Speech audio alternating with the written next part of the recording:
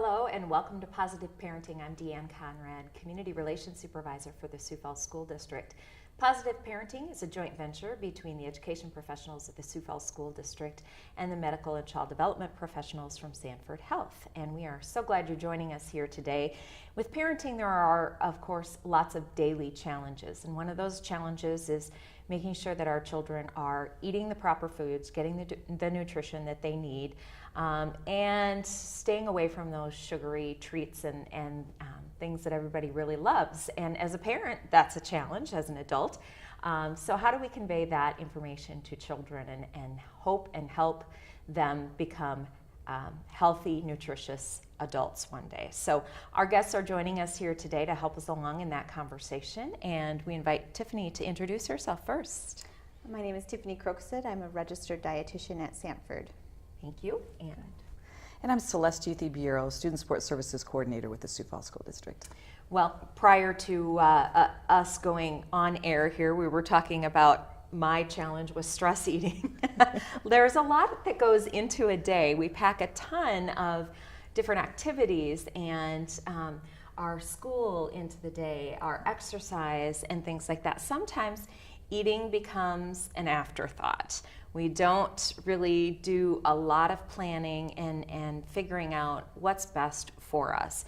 Would you say that's a big challenge in families? Challenge. You know, and I see it myself, even in being a dietitian, of trying to plan out the week and, you know, get through the hard times, and there's more stressful times, and kids are busy, and two working parents, it's stressful. So what's the answer?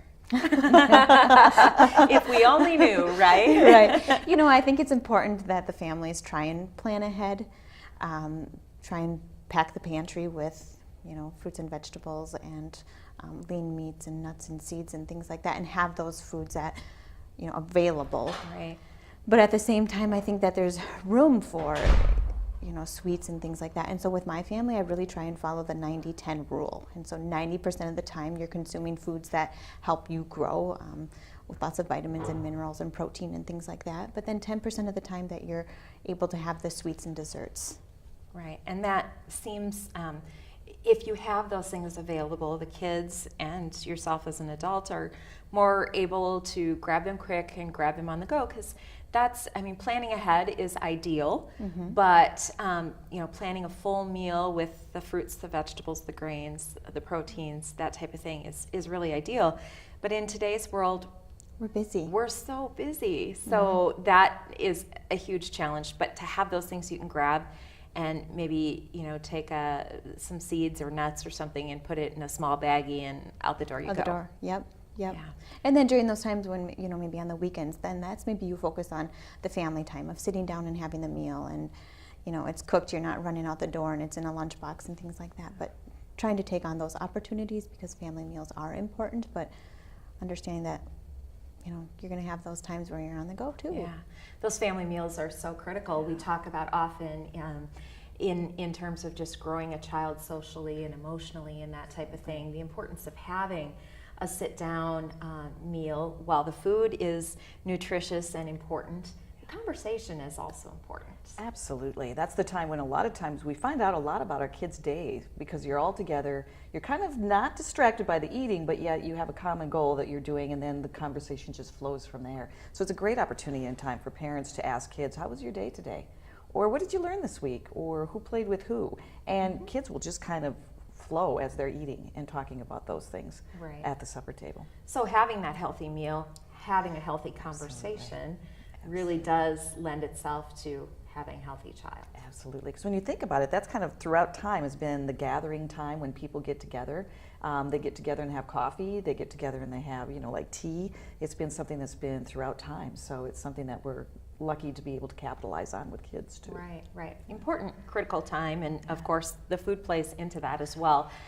One of the things we stress about as parents, I think, is proper weight of our child, and every child is so different when it comes to their structural build and their growth patterns and that type of thing. So it is something that parents need to pay attention to. Yes. And I know one of those things that we watch when we take our children in is the growth chart. Yep. Yep. And how important is that? So in the clinical world, I mean, weight, that's something that we monitor. That is a screening tool. So anything over the 85th percentile for BMI is considered overweight. Anything under the 5th percentile is considered underweight. So yes, that is one screening tool, but I think, like you said, there's a lot to take into following their growth curve. In the ages between 11 and 13, a female child could gain up to 15 pounds. For males, it could be up to 30 pounds. So I also think it's important for parents to realize that this time is a big growth. And if you're restricting their calories and their portion sizes and things like that, you can actually hinder their growth. And so really trying to provide for the parents just to be understanding that, this is a critical time in their life. And so trying to provide more fruits and vegetables and lean proteins and whole grains and things like that. But realize that they might go through a more pudgy stage, I guess you would say, and that is very normal. If a parent is concerned about a child's weight, I would recommend they meet with their family practice or pediatrician and get a team involvement, because they're at such a crucial age, and what you do now is going to affect them later in life. I see many adults who maybe their parent restricted them from food, or they cut back on their portion sizes, or they made them go running, and it's affected them later in life. It is such a balance in terms of, we talked about that social and emotional, and so we have this body image piece that we think we know the way we should look, or, well, my friend looks this way and I should look more like her, or an athlete looks like this.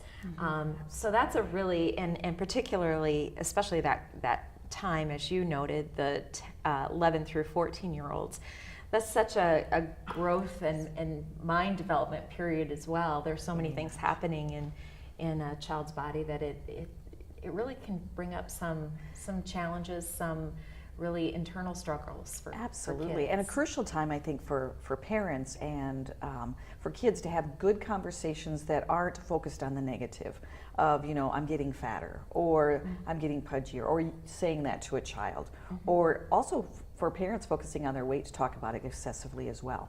That can be very detrimental to children, because they'll internalize what their parents say and think that that is the ultimate, and then judge themselves from there.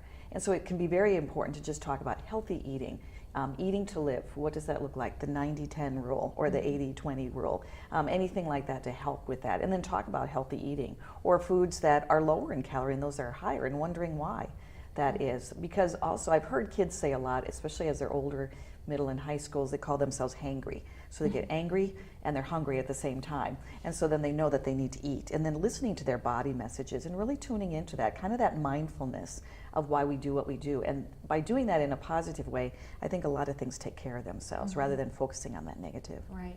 I'd imagine with 24,000 students, we have students that have challenges seeing themselves as, in a positive way. And so how can school counselors help?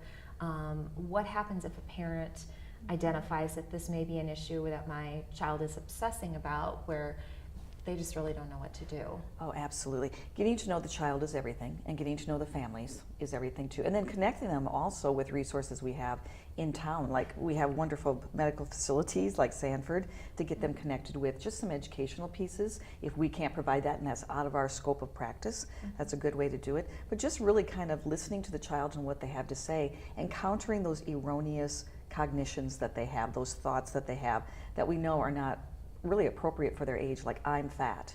Well, what do you mean by I'm fat?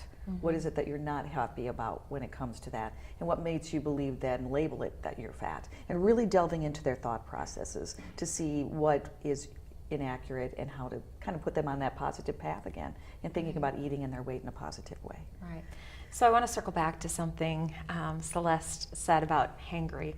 I think it's probably only been in the last year or so I've heard that term, but I've have a couple of friends who have identified their children as hangry.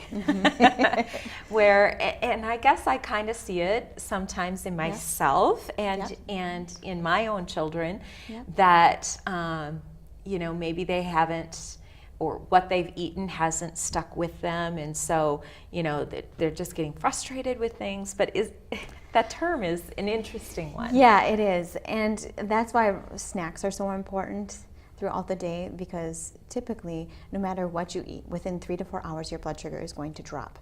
When your blood sugar drops, that's when you're going to start feeling hungry again. So if a child has gone from, eating lunch at 11:30 and now it's 6:30 at night, that is a long period of time. One, they're a child, and so they have lots of calorie needs for growth. But two, even for adults, that's too long to go. Right. And so trying to have a healthy snack in between meals prevents those hangry feelings. Well, I find it interesting, but I also find it, as I reflect, probably something that I've experienced myself as well. Yeah. What about some of these supplements and things like that you can buy, the protein drink and that type of thing? Are those good for kids, or should we stay away from that? My first thought is always food first. Those options, you're just not sure what go in them, and so I always cautious when it comes to those types of things. Sure. They may have a place, but not your first choice. Not my first choice, no. And really, children, they don't need that. They should be getting they can achieve adequate protein. There's so many protein supplements out there. They can get an adequate protein within their diet alone. Okay. I know a lot of children have, if you talk about school lunch, they don't necessarily want to eat what's presented to them. And we are required by federal law to have meals that meet food guidelines, and with the grams of the protein and the grams of fat and sugar content and those types of things. So it is required to be a balanced meal, so parents can feel comfortable in knowing that, their options are at least balanced, and they should be getting a good meal from there. But kids might not be meat eaters, or they might not be vegetable eaters. So how do you turn the tide on that? So then when you go home at night, you really try and focus, or in the morning, try and go through things that they do like. So maybe if it's making a smoothie, you add spinach or some vegetables to that, or in the evening kind of catering to something that they will eat. I remember too, when I was a child, vegetables were not my highest priority. But I think about those athletes as well, and I don't think that there's enough. I don't think some of those young athletes realize the importance of having those fruits and vegetables. For any child, but those athletes specifically. Some of them need 9 servings of fruits and vegetables a day. That's a lot. Wow. And so if you're skipping out on that lunch meal and just having, I think back to myself even, of having just like an ice cream sandwich, you go to the snack bar and just have an ice cream sandwich. But that's a but you're getting your calcium. Yeah. Thinking back to when I was high school. But that's a that's a meal that they've missed a lot of protein and a lot of opportunity for fruits and vegetables. And so I think a lot of it is education, and just having that open communication with children and making them realize the importance of why we eat our fruits and vegetables. And really finding a couple of fruits and vegetables. My kids are not, we are not eating kale at our house, or the more strange. We're the pretty common line. Yeah. The green beans, the peas, the corn, carrots, that type of thing, potatoes and things like that. So, even finding a variety of ways to make them that are and involving different. the children. I think for me, even sometimes, trying new recipes and things like that, but involve the kids. Have them cut up the fruit or have them cut up the carrots, and so that they feel a part of it. I think that's big too. Funny story, my son, they're having a food drive at their school, and he went to the pantry just last night, and he was picking his least favorite things. He said, you can get rid of those. Get rid of those. No. So we balanced it out with a few fruits and vegetables, and a few other dinner type meals, but that was the first to go. If given the opportunity, we're going to get rid of those vegetables. So. That's so funny. Yeah. So again, that body image, when we think of athletes, and they're, as you said, expending so many calories during their workouts and things like that. They need that those fruits and vegetables. Also, our nutrition classes and our health and physical education classes focus a lot on that too, and proper nutrition. Absolutely, and teaching the food pyramid and everything there is that goes into eating. And I really do think, just from having kids myself and listening to their friends when they talk, when they take those classes, they really do want to eat healthily. They like that draw of the ice cream sandwich and those things, but they really are curious about it. And I think getting them involved is pivotal at those times, and letting them have some control and figuring out how to do that. And food preparation, like you said, that has so much to do with it. We are just inundated now with channels on networks that even have food channels that they can tell you how to spice foods in a way that's healthy and those things. That's a great pathway to also have kids, you know, try something that they saw on like Food Network that was healthy or that was seasoned in a certain way that might change the flavor. I even saw one day where they had a cauliflower pizza where that was the crust. Yes, I've heard and that. So my daughter wanted to make it and made it, and it actually was very good and didn't quite taste like cauliflower, so it worked. There's a bonus, right? There's a bonus. So yes, and again, it's a great point you bring up is, you know, we are inundated with these images of food, but it can be, you know, if we take our time to look in the right places, it can be inundated with the right kind of things like different spices and things like that that you could eat, you know, add to make things seem a little different than still getting that vegetable, but maybe with a little zing. So yes, and stay away from cupcake wars then. So that's or in the one, moderation. right? That's the one my kids like to watch. So we're coming up on the end of our time. Any final thoughts that you think parents should be considering as they're juggling this and trying to balance busy schedules and nutrition and just growth for their children? I think the biggest thing is to realize that nobody's perfect. Nobody has a perfect diet. And so not to worry about if they're not getting their fruits and vegetables every day. You know, some days are going to be better than others. But I think the biggest thing for parents is to listen. You know, if a child has something, you know, if they're dealing with their weight or something like that, but always be there and have that line of communication open. Really I think key into developing healthy body image and these healthy habits later on in life is nurturing and self-esteem and things like that. And that is so crucial at this age because that affects them later in life and that affects them with what the decisions that they make. Right. And those children become adults who then become parents. Right. And so those cyclical things are they're so precious. Important. Absolutely. Yeah. Absolutely. Any final thoughts that you would add, Celeste, about just keeping on top of the conversation with our kids? Well, and you don't have to make it harder.